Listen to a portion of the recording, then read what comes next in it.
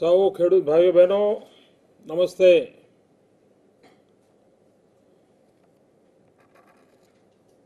આપણું ગુજરાત સુશાસન માટે હંમેશા ગાયકવાડને યાદ કરતું હોય છે। આજે સવારે વડોદરા શ્રી રણજીતસિંહજી ગાયકવાડ એમના અંતિમ દર્શને ગયો હતો અને ત્યાંથી પાછો આવ્યો। ત્યાં જ રસ્તામાં સમાચાર મળ્યા કે જેમણે વર્ષો સુધી ગુજરાતને પેટ પકડીને હસાવ્યું એવા શ્રી રમેશ મહેતા ગુજરાતને રડતું મૂકીને ચાલ્યા ગયા। તો એક પ્રકારે આજનો દિવસ જરા મનને ભારે કહેવાય એવો દિવસ રહ્યો, પણ તેમ છતાંય કર્મયોગી ભાઈઓએ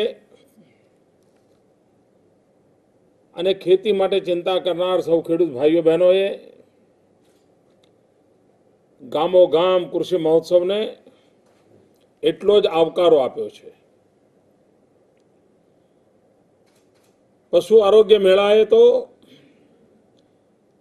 માત્ર પશુને જ નહીં પણ ખેડૂતને પણ જાણે નવી જિંદગી આપી હોય એવું સુખનો અનુભવ પશુ કરે છે, એવો જ ખેડૂત પણ કરે છે। કારણ પશુની બીમારી તકલીફ જોઈને ખેડૂત દુઃખી થતો હોય, આરોગ્ય મેળામાં એના ઓપરેશન થાય, એની પીડા દૂર થાય, જેમ પોતાનું સંતાન સાજું થાય ને ખેડૂતને સુખ થાય એવું સુખ આજે ખેડૂતોને મળી રહ્યું છે। ભાઈઓ બહેનો, અમને ખેડૂતોના આશીર્વાદ મળી રહ્યા છે અને અબોલ પશુઓના પણ આશીર્વાદ મળી રહ્યા છે। ભાઈઓ બહેનો, આ કૃષિ મહોત્સવમાં આપણે જુદા જુદા અનેક વિષયો પર વાતચીત કરીએ છીએ। અમારા કૃષિ વૈજ્ઞાનિકો, પ્રગતિશીલ ખેડૂતો એ પણ તમારી સાથે સ્થાનિક રીતે ઘણા બધા મુદ્દાઓની ચર્ચા કરે છે। હું પણ મારી બુદ્ધિ સમજ પ્રમાણે ખેડૂતોની વચ્ચે રહીને જે કંઈ શીખ્યો છું, સમજ્યો છું, એની નાની મોટી વાત તમારી સામે કરતો હોઉં છું। પણ ઘણીવાર આ બધી વાતો જોઈએ તો આપણને લાગે કે હો, ખેતી ક્ષેત્રે આટલા બધા કામો ચાલે છે અને એ બધાને જ્યારે આમ સંકલિત કરીને જોઈએ ને તો ધ્યાનમાં આવે કે ખેડૂત તરીકે આપણી પણ જવાબદારી છે। જો આટલા બધા પ્રયત્નો થતા હોય તો આપણે હજુ નવી ઊંચાઈઓ પર ખેતીને કેમ ન લઈ જઈ શકીએ। ઘણીવાર ખેડૂતને એમ થતું હોય કે ભાઈ આર્થિક ભારણનું શું કરવું, આર્થિક પરિસ્થિતિઓમાં કેવી રીતે પહોંચી વળવું। મારા ખેડૂત ભાઈઓ બહેનો, આપ લખી રાખજો, આર્થિક મૂંઝવણને કારણે ખેતી ક્ષેત્રે આપના યોગદાનને ક્યારેય ઊની આંચ આવવા નહીં દઈએ।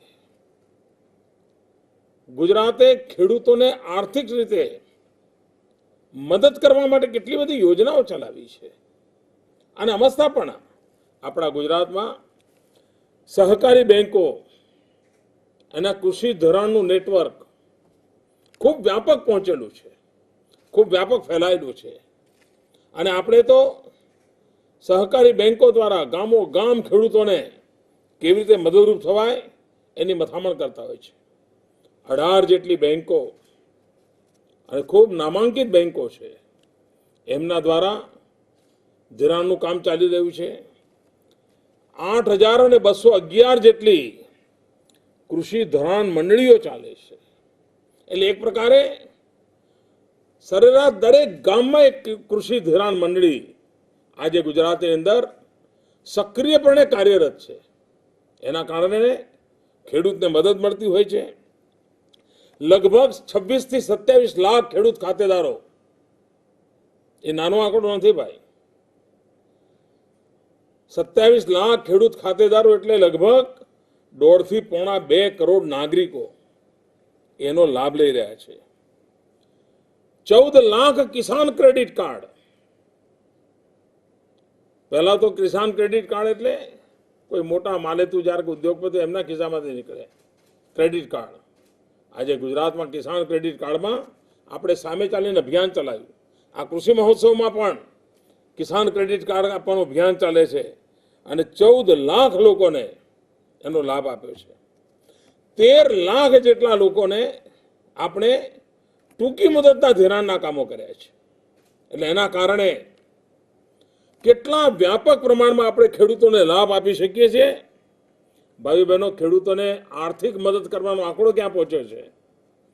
જે લોકો સવાર સાંજ ગુજરાત સરકારને બદનામ કરવા માટે આખો જાણે દસકો જૂઠાણાનો દસકો ચલાવ્યો છે.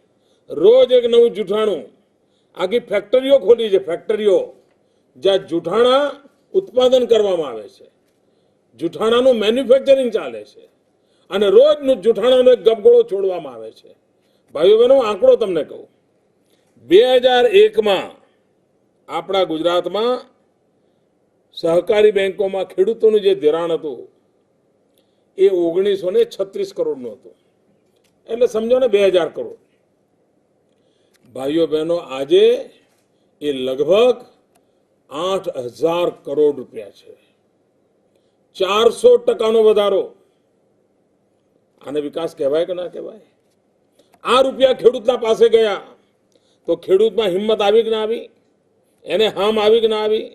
ખેડૂતમાં નવા ઓજાર લેવા હોય, ખેડૂતે ખેતરમાં કંઈ નવું કામ કરવું હોય, એને કંઈ ડ્રીપ ઇરિગેશન લગાવવું હોય, કંઈ પણ કરવું હોય, આધુનિક ખેતી કરવા માટે એને હિંમત મળી કે ના મળી?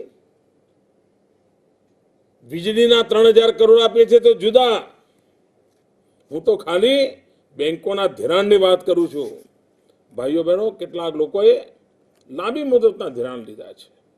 આ લાંબી મુદતના ધિરાણમાં પણ 1.5 ગણો વધારો આપણી સરકારે કર્યો છે. અને એટલું જ નહીં, ભારત સરકારે વાતો તો કરી કે અમે ખેડૂતોને ઓછા વ્યાજે લોન આપીશું, પણ એમાં સહકારી ક્ષેત્રે જે ખેડૂતો ખાતેદાર હોય એને એનો એક કાણીપાઈનો લાભ ન મળે. કેમ ભાઈ આવો અન્યાય? શું અમે અમારી ગુજરાતની બેંકોની અંદરથી ખેડૂતો લોન લેવા જાય તો એમને લાભ ન મળે?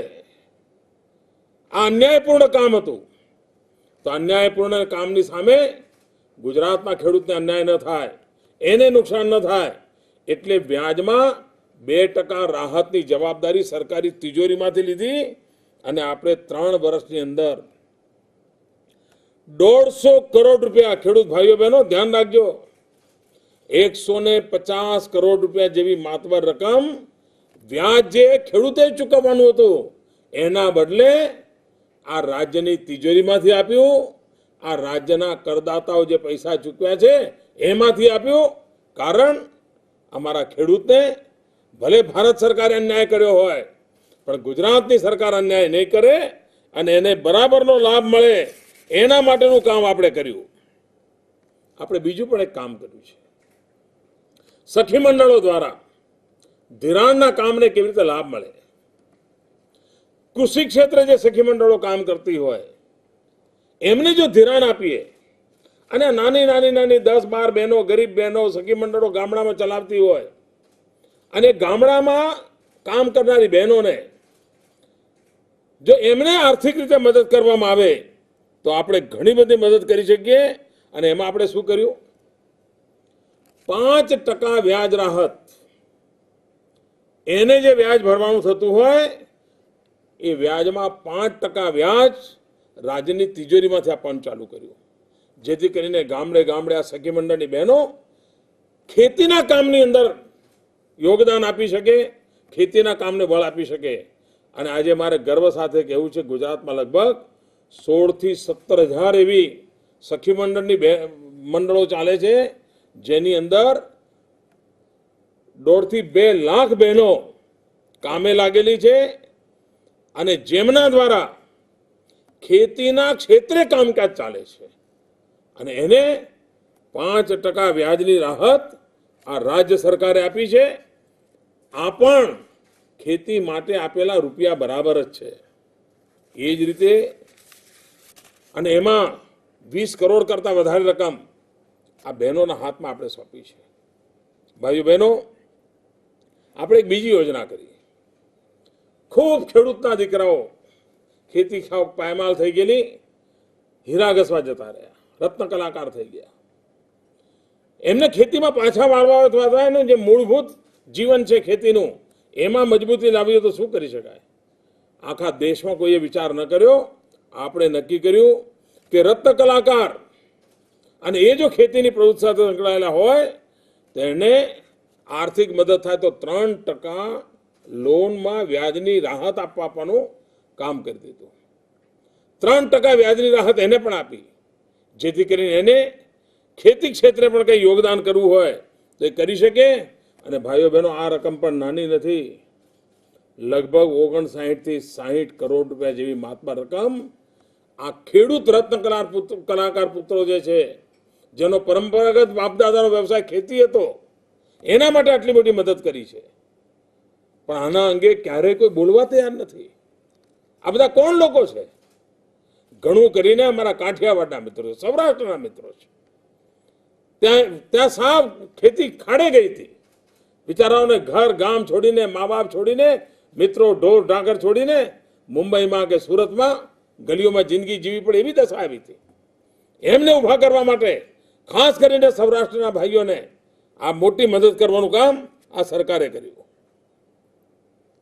ભાઈઓ બહેનો, આ ભારત સરકારે ક્યારે કેવા કાયદા કરે કહેવાય નહીં. રિઝર્વ બેન્કે અચાનક આપણા ગુજરાતની ઘણી બધી બેંકો, કારણ કે આપણું તો ગુજરાતનું ગામડાનું અર્થતંત્ર, ખેતીનું અર્થતંત્ર આ જિલ્લા કોઓપરેટિવ બેંકો દ્વારા ચાલે. અને રિઝર્વ બેન્કે, એ બેંકોએ પોતાની કંઈ નાની મોટી ગડબડો જે કંઈ હોય તે, પરંતુ અચાનક એને બંધ કરવાના ફરમાનો બહાર પાડી દીધા. કચ્છની બેંક, જુનાગઢની બેંક, સુરેન્દ્રનગરની બેંક, વડોદરાની બેંક, પંચમહાલની બેંક, ખેડાની બેંક, ભાવનગરની બેંક. આ વિચાર કરો, આખા ગુજરાતનું ખેડૂતોનું આ અર્થતંત્ર કેટલું બધું ખોરવાઈ જાય. આ પરિસ્થિતિ પેદા થઈ. આ બેંકોને બચાવી કેવી રીતે? મારા ખેડૂત ભાઈઓને નુકસાન ન થાય, એમને ધિરાણ મળવામાં મુશ્કેલી ન થાય, એટલા માટે આ સરકારની તિજોરીમાંથી લગભગ 84-85 કરોડ રૂપિયા સરકારે જમા કરાયા અને બહેનોને, આ બેંકોને જીવતદાન આપ્યું. બેંકોને જીવતી કરવાનું કામ કર્યું અને આજે એ બેંકો આગળ વધી રહી છે. ભાઈઓ બહેનો, હિન્દુસ્તાન આખામાં સૌથી મોટી ઘટના છે પંચમહાલની બેંક. મારા આદિવાસી ભાઈઓ બહેનો, એમની મંડળીઓ, એમને ધિરાણ ત્યાંથી મળતું હોય અને આ પંચમહાલના આદિવાસીઓ, પંચમહાલના દાહોદ ભેગું છે, કારણ એ બેંક પંચમહાલ જિલ્લો અને દાહોદ જિલ્લા બંનેને આવરી લેતી બેંક છે. આપ વિચાર કરો, એ બેંક ઉપર આફત આવી, રિઝર્વ બેંકે લાલાક કરી, અનેક પ્રકારની મુસીબતો સર્જી. આ બેંકને પુનઃ કાર્યરત કેવી રીતે કરવી, એની મોટી ચેલેન્જ હતી. ભાઈઓ બહેનો, આ રાજ્ય સરકારે એમાં આર્થિક મદદ કરી, આર્થિક જવાબદારી લીધી અને હિન્દુસ્તાનમાં ક્યારેય નથી થયું એવી રીતે આ બેંકને પુનર્જીવિત કરી અને 2.5 લાખ કરતા વધારે મારા આદિવાસી ખેડૂત ખાતેદારોને ખૂબ મોટી લાભ મળી ગયો, ખૂબ મોટું જીવતદાન મળી ગયું. આ કામ આપણે કર્યું છે. ભાઈઓ બહેનો, આ બેંકો દ્વારા જેમ ખેડૂતોને જનરલ આપણે આપીએ છીએ, અનેકવિધ યોજનાઓ કરીએ છીએ, એવી રીતે દલિત ખેડૂત હોય, શોષિત, પીડિત, નાનો, આદિવાસી, એવા જે ખેડૂતો હોય, એવામાંથી 50,000 લોકો જે સૌથી છેવાડાના ખેડૂતો છે, એમને છાંટીને એમને આર્થિક પરિસ્થિતિમાં લાભ આપવાનું કામ કર્યું. આપણે ગામો ગામ ફાર્મર્સ ક્લબ બનાવ્યા છે. તમારા આણંદ જિલ્લામાં તેના વિશે ઘણું કામ થયું છે અને આણંદ જિલ્લાએ તો ફાર્મર્સ ક્લબને એકદમ જીવંત અને સક્રિય બનાવી છે. અને આણંદ જિલ્લામાંથી શીખીને બીજા જિલ્લાઓ પણ હવે ફાર્મર્સ ક્લબનું મહત્વ સમજ્યા છે, એને કામે લગાડી છે અને એમાં પણ આર્થિક વ્યવસ્થાનો લાભ મળે છે. અને એ લાભના કારણે 5700 જેટલા ખેતી વિષયક ધિરાણ સહકારી મંડીઓ માટે રિવાઇવલ પેકેજ આપીને એને સજીવન કરવાનું કામ કર્યું. લગભગ ડૂબી ગઈ હતી, કઈ ને કઈ ફરચામાં ગઈ, તકલીફમાં આવી ગઈ. 5700 જેવી આવી મંડળીઓને એને પણ ઓક્સિજન આપ્યો, બ્લડ આપ્યું અને જેમ પેલું આઈસીયુમાં પેશન્ટ પડ્યું હોય ને એને જીવતું કરે. કારણ શું? કારણ કે આ બધા જો એકમો ખતમ થઈ જાય, એ મુસીબતમાં આવે તો અમારો ખેડૂત મુસીબતમાં આવે, અમારો ખેડૂત આર્થિક મુસીબતમાં ના આવે, એને ખેતીના સમય પગ પર ઉભો રહી શકે એના માટેનું કામ આપણે આના દ્વારા કર્યું અને એનો લાભ એને મળ્યો છે. ભાઈઓ બહેનો, ગુજરાતની અંદર સહકારી ક્ષેત્રને મદદ કરીને ખેડૂતોને મદદ કરવાનું કામ ઉપાડ્યું. ઘણા લોકોને સીધી મદદ ન મળે ને ત્યાં ખબર નથી પડતી કે મદદ કેવી રીતે મળે. વીજળીમાં તો હજુ થોડી ખબર પડી ખેડૂતોને કે ભાઈ સરકાર 3000 કરોડ રૂપિયાની માતબર રકમ વીજળીમાં સબસિડીમાં આપે છે, એ તો ખબર પડે છે. પણ બાકી ખાતરમાં શું આપે છે, પાણીમાં શું આપે છે, બેંકોમાં શું આપે છે, બેંકો પડી ભાંગી હોય તો શું કરે છે, ખબર જ નથી હોતી. તમને આજે હું એક આંકડો આપીશ ને આશ્ચર્ય થશે. ખાલી ખેડૂતોને ધિરાણ કરનારી બેંકોને બચાવવા માટે, મંડળીઓને બચાવવા માટે સરકારની તિજોરીમાંથી 628 કરોડ રૂપિયા આપ્યા છે. ભાઈઓ બહેનો, છાતીના પાટિયા બેસી જવું લાગે છે ને. શાના માટે? મારો ગુજરાતનો ખેડૂત, એને ક્યારે નીચું જવું ન પડે ને એના માટે આ મથામણ આદરી છે. આપ સુખી થાવ, આપનું ગામડું સુખી થાય, આપનું પરિવાર સુખી થાય, એના માટે સરકાર આ બધા બોજ ઉપાડે છે. અને છતાંય જૂઠાણા ચલાવનારા લોકો સરકારને બદનામ કરવાના કામો કરતા હોય છે. અને જે લોકો ગુજરાતને બદનામ કરે છે એને મારે સંભળાવવું છે. આજે આ જે 628 કરોડ રૂપિયા ગુજરાત સરકારે ખર્ચ્યા, એની સામે 250 કરોડ રૂપિયા દિલ્હીની તિજોરીમાંથી લાવવાના હતા. કાયદેસર રીતે ગુજરાતના ખેડૂતોનો હક બનતો હતો. મારે દુઃખ સાથે કહેવું છે ભાઈઓ બહેનો, આ દિલ્હીની તિજોરીમાંથી કાળી ધમણી નીકળતી નથી. કારણ ગુજરાત જોતા જ ભડકી જાય છે. ગુજરાત જુએ એટલે સરદાર પટેલ દેખાય, સરદાર પટેલ દેખાય એટલે દિલ્હી ભડકે, અને આપણને નુકસાન થઈ રહ્યું છે. આટલું મોટું નુકસાન કરે છે. ભાઈઓ બહેનો, આપણે આજે રકમ ખર્ચી છે 600-650 કરોડ રૂપિયા, સરકારના, દિલ્હી સરકારના જ્યારે આવશે ત્યારે આવશે. એના કારણે લગભગ 8000 જેટલી આપણી મંડળીઓ શક્તિશાળી બની ગઈ છે. એને એક નવી શક્તિ મળી ગઈ છે. અને એમાં ખેતીનું ધિરાણ કરવા માટે એના હાથ જરા છૂટા થયા છે. હવે ખેડૂતને પાછળ જવું પડે એ સ્થિતિ પેદા નથી થઈ, એ કામ કર્યું છે. ભાઈઓ બહેનો, જેમ ધિરાણનું મહત્વ છે એ જ રીતે ખેડૂતને આર્થિક રીતે મદદ કરીએ, ખેતીમાં મદદ કરીએ, જમીન સુધારણામાં મદદ કરીએ, બિયારણ સુધારણામાં મદદ કરીએ, પશુની ઓલાદ સુધારણામાં મદદ કરીએ. કારણ કે આપણે સારું કરવા તરફ જવું છે. એમ એના બજાર પણ સુધારવા પડે. જો બજારનું માળખું બરાબર ના હોય તો ખેડૂત ક્યાં જાય? આજે ગુજરાતમાં 207 એપીએમસી, 199 માર્કેટ યાર્ડ, 191 સબ યાર્ડ, 400 જેટલા નાના મોટા બજાર એકમો આપણે ઉભા કર્યા છે. અને એ પણ જાગતિક, જેને કહીએ ને જાગતિક, એવા કર્યા છે. આ વધુ સારા બને એના માટે આ મારા સમયમાં 10 જ વર્ષમાં લગભગ 125 કરોડ રૂપિયા જેવી માતબર રકમ આ ખેડૂતોના જે બજારો છે એ બજારોની સુવિધાઓને આધુનિક કરવા માટે ખર્ચાય છે. બજાર પણ મજબૂત બને, તેની વ્યવસ્થાઓ મજબૂત બને, એમાં આધુનિકતા આવે. ભારત સરકારને આપણે કહીને થાક્યા કે તમે આમાં ટેકનોલોજી માટે એમને મદદ કરો, નેટવર્ક આપો. અમારો ખેડૂત નેટવર્ક દ્વારા, આજના ઇન્ફોર્મેશન ટેકનોલોજી દ્વારા કોઈ પણ માહિતી એકત્ર કરી શકે. હજુ સુધી ભારત સરકાર એવું નાનકડું કામ પણ કરી શકતું નથી. અને હું લાંબો સમય રાહ નથી જોવાનો. ભારત સરકાર આપે તો સારી વાત છે, નહીં આપે તો આવનારા દિવસોમાં અમે પણ કરી બતાવીશું. પણ મારે આ બધા એપીએમસીને, બધા આ 400 જેટલા માર્કેટને આધુનિકમાં આધુનિક ઈ ગવર્નન્સ તરફ લઈ જવા છે. મારા ખેડૂતને ઘર બેઠેના મોબાઈલ ફોન પર એસએમએસથી બધી માહિતી મળે, એને રૂપિયા ખર્ચવા ન પડે, ત્યાં સુધી મારે લઈ જવું છે. અને ગુજરાતનો ખેડૂત છે જેની પાસે મોબાઈલ ફોન તો દરેક ખેડૂત પાસે આજે છે, એનો લાભ પણ એને કેવી રીતે મળે, અને મોબાઈલ ગવર્નન્સ ખેતી ક્ષેત્રે કેવી રીતે આવે, એને આપણે ધીરે ધીરે લાવવા માંગીએ છીએ. આપણે ખબર છે, પહેલા મિત્રો વીજળીનું બિલ ભરવાનું હોય તો શું દશા હતી? છેક તાલુકા મથકે જાય ત્યારે ખેડૂતને વીજળીનું બિલ ભરાતું હતું. આપણે આવીને એક નિયમ કર્યો. શું કર્યું? પોસ્ટ ઓફિસ જોડે કરાર કર્યો કે પોસ્ટ ઓફિસની અંદર પણ બિલ ભરી શકો. એના કારણે શું થયું?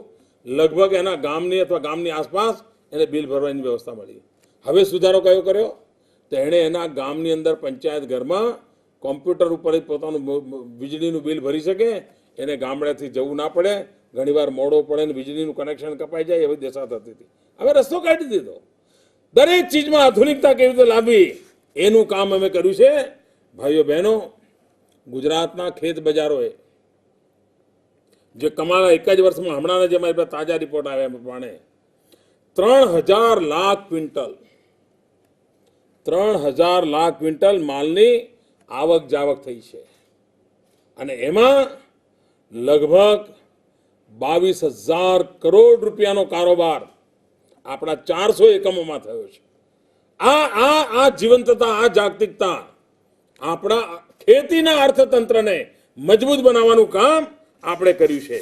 આપણે એપીએમસીને સુધારવા માટે નવો કાયદો લાવ્યા, એમાં મોકળાશ લાવ્યા, અનેક નવા વિચારો અંદર આવી શકે, નવી વ્યવસ્થા આવી શકે, એના માટેનું કામ કર્યું. અને એના કારણે આજે કિસાન કલ્પવૃક્ષ યોજના અંતર્ગત 25 કરોડ રૂપિયા આપીને એની માળખાકીય સુવિધા ઊભી કરવા માટે પણ એક નવી બજાર સમિતિઓની યોજનાને મદદરૂપ થવાનું કામ આપણે કર્યું છે. ભાઈઓ બહેનો, ગુજરાતે ખેતીને લગતા, ગામડાને લગતા, ખેડૂતને લગતા, પશુપાલકને લગતા, ચાહે કચ્છ હોય, કાઠિયાવાડ હોય, દક્ષિણ ગુજરાત હોય, આદિવાસી પટ્ટો હોય, મારા માછીમાર ભાઈઓ બહેનો હોય, યા સૂકી ભટ્ટ કચ્છની કે બનાસકાંઠાની ધરતી હોય, બધાને માટે જે આવશ્યકતા હોય એવી ઝીણી ઝીણી યોજનાઓ ઘડી છે. અને એ યોજના ઘડવાની સફળતા કેમ મળી? પહેલા સરકાર શું કરતી? ગાંધીનગરમાં એર કન્ડિશન ચેમ્બરમાં બેસીને આટલા રૂપિયા, આટલા આમ આપો, આટલા આમ આપો ને આમ કરતા હતા. કૃષિ મહોત્સવને કારણે આપણને ખબર પડી કે ભાઈ આખરે જૂતું ડંખે છે ક્યાં, તકલીફ ક્યાં છે. કાંકરેજ તાલુકો હોય તો તકલીફ શું છે, માણાવદર તાલુકો હોય તો તકલીફ ક્યાં છે, વાપી તાલુકો હોય તો તકલીફ ક્યાં છે. વિસ્તારવાર આપણને જીવંત ખબર પડવા માંડી. આ જે સફળતા મળી છે ને, આ કૃષિ મહોત્સવના કારણે જેમ અમારા તરફથી માહિતી ખેડૂતને મળે છે, એમ ખેડૂતની તકલીફની માહિતી અમને મળે છે. એના કારણે સાચા નિર્ણયો કરી શકીએ છીએ, સારા નિર્ણયો કરી શકીએ છીએ. ક્યાંય અમલવાડીમાં કચાશ હોય તો કૃષિ મહોત્સવમાં જવાના કારણે ખબર પડે છે, અમલવાડીમાં સુધારો કરીએ છીએ. ભાઈઓ બહેનો, આ કૃષિ મહોત્સવ એક પ્રકારનો કલ્પવૃક્ષ બની ગયો છે. જૂના જમાનામાં કહેતા હતા કે કલ્પવૃક્ષ નીચે ઉભા રહો અને જે ઈચ્છો એ ઈચ્છા પૂરી થાય.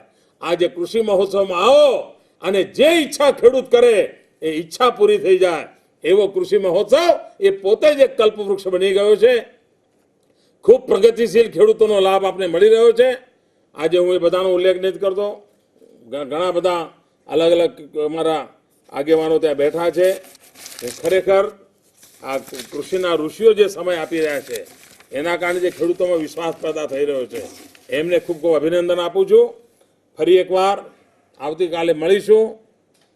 મેં ગઈકાલે કહ્યું તેમ કે ગામો ગામ ખેડૂતો આ કાર્યક્રમ જોવા માટે ઉત્સુક હોય છે. અને તેથી મેં કહ્યું ભાઈ, શાળાની અંદર બધા જે ટીવી પડ્યા છે, ટેકનોલોજી ઉપલબ્ધ છે, જ્યાં માંગણી થતી હોય ત્યાં જરૂર એ શરૂ કરજો. આજે જ મને સમાચાર મળ્યા કે ઘણા બધા ગામોમાં આજે આ મારું લાઈવ ટેલિકાસ્ટ ચાલી રહ્યું છે, એનો લાભ બધાને મળી રહ્યો છે. આવનારા બધા જ દિવસ ભલે થોડો સરકારને ખર્ચો થાય, પણ આપણા સુધી ખેતીને લગતી વાત પહોંચે એનો પ્રયત્ન અમે નિરંતર ચાલુ રાખીશું. ભાઈઓ બહેનો, ફરી એકવાર આપને ખૂબ ખૂબ ખૂબ શુભકામનાઓ. આવતીકાલે ફરી 6:30 વાગે હું તો હાજર થઈશ, પણ સવારે 6:30 મારા પશુ આરોગ્ય મેળાવાળા ભાઈઓ આવે છે. કેટલાક ગામોએ રજૂઆત કરી હતી કે સાહેબ અમારે 2 વખત આવવું પડે છે. અધિકારીઓને પણ સવારે 6 થી રાત્રે 10 સુધી બધું કામ કરવું પડે છે. તો કોઈએ મને કહ્યું કે અમે પશુ આરોગ્ય મેળો પણ બપોરે કરીએ તો ચાલે. મેં કોઈ પ્રયોગ કરવાની છૂટ છે ભાઈ? તમને લાગે કે સવારે કરવાના બદલે 4, 4:30 જ પશુ આરોગ્ય મેળો પણ જોડે જોડે કરવો છે, તો એ પણ કરાયમાં કાંઈ વાંધો નથી. ખેડૂતોને ફાવે એવો કોઈ પણ સુધારો બદલ કરવાની મારી તૈયારી છે. આખરે અમારી આ મહેનત ખેડૂતો માટે છે અને આપના જે સૂચનો આવે એ બધા સૂચનો અમારા અમે જ કરે એવું મેં અમારા અધિકારીઓને કહ્યું છે અને એ રીતે એમાં જે કંઈ બદલ કરવાની જરૂર લાગશે એ લોકો બદલ કરશે. ફરી એકવાર આપ સૌને ખૂબ ખૂબ શુભકામનાઓ. જય જય ગરવી ગુજરાત. ભારત માતા કી જય.